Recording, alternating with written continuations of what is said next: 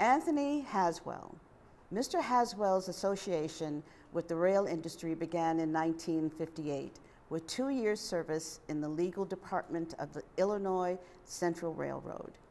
In 1967, he founded the National Association of Railroad Passengers, serving as a chairman and executive director through 1974. During this time, he was deeply involved in the development, refinement, and enactment of the legislation that created Amtrak, testifying before numerous congressional committees and working closely with committee staff. From 1975 to 1977, he was managing director of passenger services of the Rock Island Railroad, where he assisted with the transfer of the company's Chicago commuter trains to the Illinois Regional Transportation Authority. Thank you for joining me for this very important interview, Mr. Haswell. I've got a few questions for you, and we're going to start with how did you get interested in the passenger trains and why?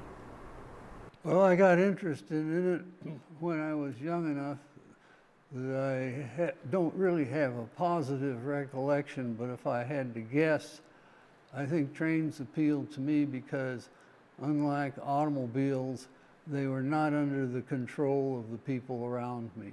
Tell me about your experience as managing director of the passenger services of the Rock Island Railroad. And I understand that was from 1975 to 1977? That is correct. That was after my time in Washington, after I had formed the National Association of Railroad Passengers, and I came back to Chicago, and I got this job which was titled managing director, but really it was a quasi-public relations job because I was not an operating officer of the railroad and had no direct responsibility of getting the trains over the tracks back and forth every day with the commuters.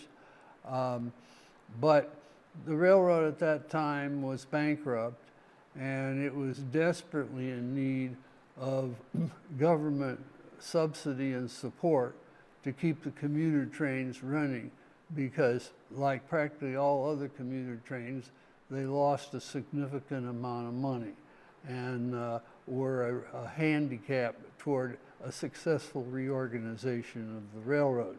So during the time I was there were almost nonstop negotiations between the trustee in bankruptcy of the Rock Island and the other Chicago commuter railroads and the Regional Transportation Authority, which had been established by the Illinois legislature a few years back.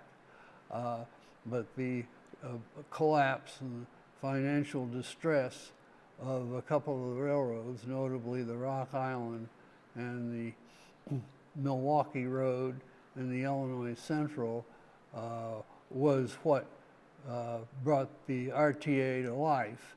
And